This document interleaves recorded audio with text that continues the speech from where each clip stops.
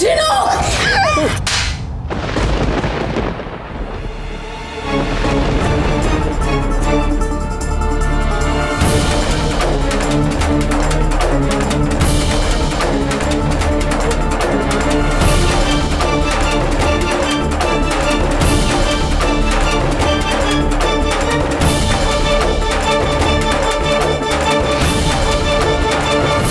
এত বড় মিথ্যে কথা তুই কেন বললি ঝিনুক?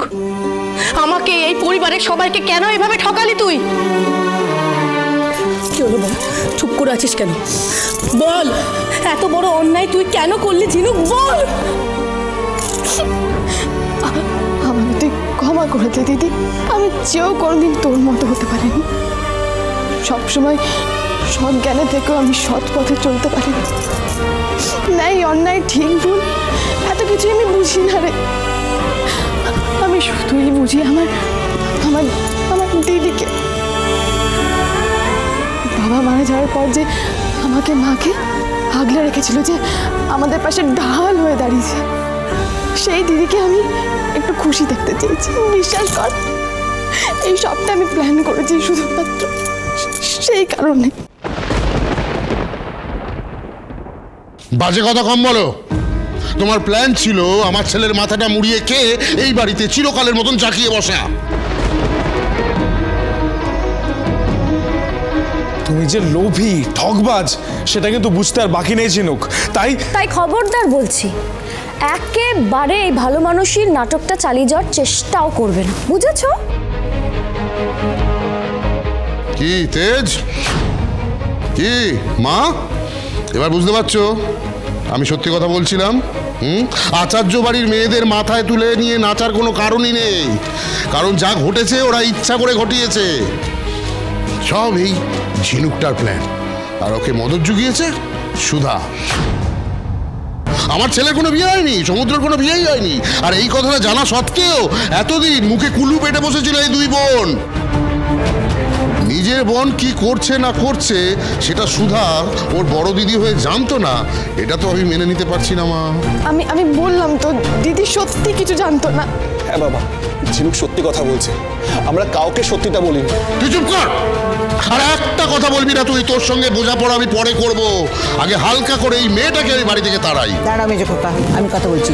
ঝিনুক, আমি এই কথাটা বুঝতে পারছি না যে আসল কথাটা তুমি এখনো বলছো না কেন পরিষ্কার করে। হ্যাঁ, এইরকম একটা ভয়ঙ্কর রকমের বিশ্বাসঘাতকতা তুমি কি করে করলে আমাদের সঙ্গে? খুব ভালো করে জানতে তো, তুমি খুব ভালো করে জানতে যে তোমাকেও আমি সুধার মতনই বিশ্বাস করতে শুরু করেছিলাম ইদানিং। তোমাকে এই বাড়ির বউ বলেও তো আমি এনে নিয়েছিলাম, তারপরেও তুমি চুপ করে থাকলে।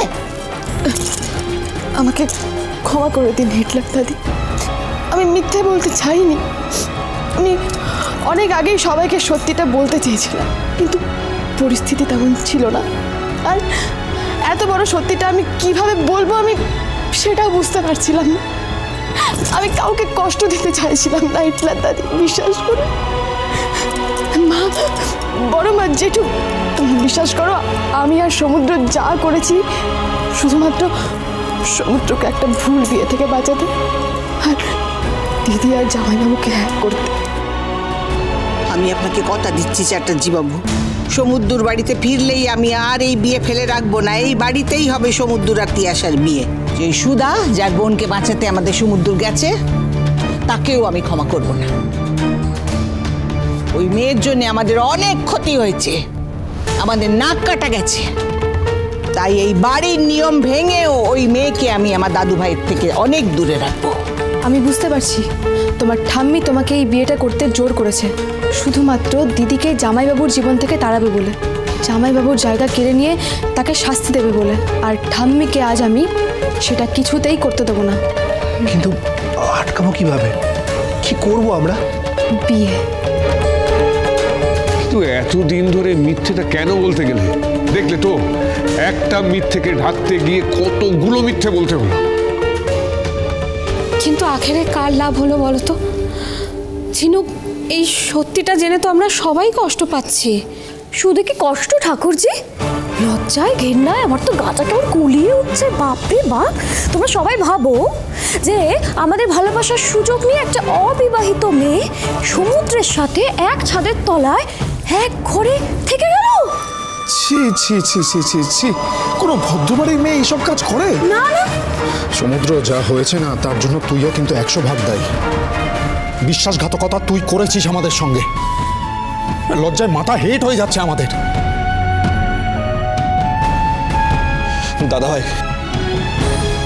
ভাই, বৌদি, তোমরা বিশ্বাস করো, আমরা এমন কোনো কাজ করিনি যার জন্য লজ্জা পেতে হবে। মানছি আমরা এক ছাদের তলায় ছিলাম, কিন্তু বন্ধুর মতো ছিলাম, আর সেই সম্পর্কের সীমা আমরা কোনোদিন লঙ্ঘন করিনি। আমরা এমন কোনো কাজ করিনি যাতে এই পরিবারের মাথা হেট হয়ে যায়। আমি সত্যি বলছি। বৌদি, তোমরা বিশ্বাস করো বৌদি। চুপ করো তুমি, একদম চুপ করে থাকবে। ঝিনুক না হয় অন্য বাড়ির মেয়ে, কিন্তু তুমি দাদু ভাই, তুমি তো এই বাড়ির ছেলে। তুমি কি করে পারলে আমাদের এরকম ভাবে ঠকাতে? এইটাই তো যথেষ্ট কারণ আমাদের মাথা নিচু হয়ে যাবার জন্য, আমাদের মাথা হেট করে দেবার জন্য। আজ তুই আমায় বুঝিয়ে দিলি সমুদ্র যে আমি একজন ব্যর্থ মা।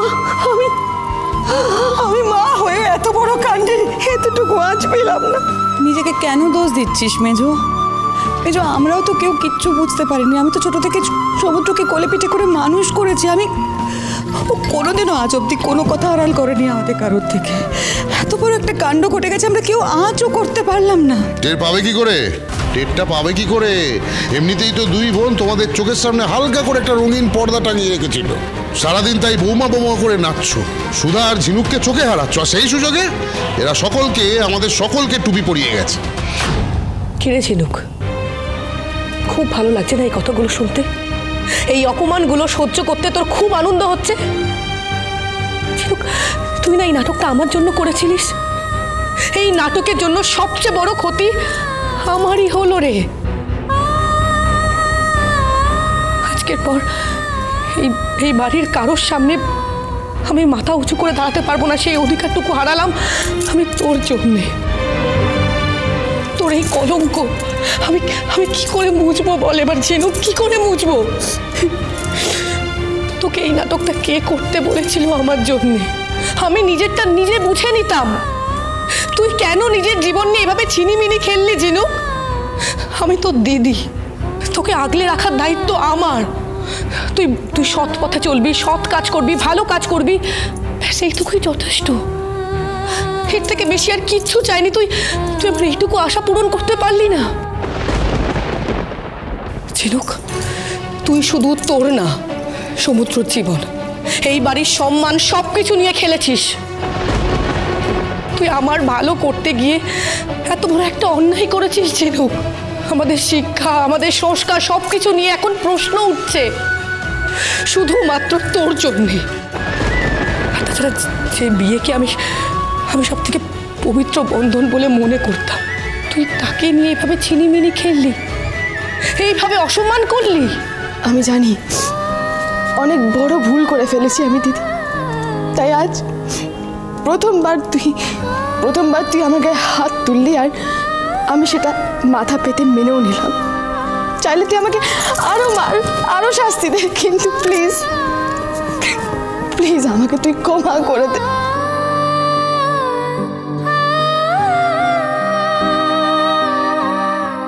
না ঝিনুক, ক্ষমা চেও না, কারোর কাছে ক্ষমা চেও না তুমি, কারণ তুমি যেটা করেছো তার কোনো ক্ষমা হয় না।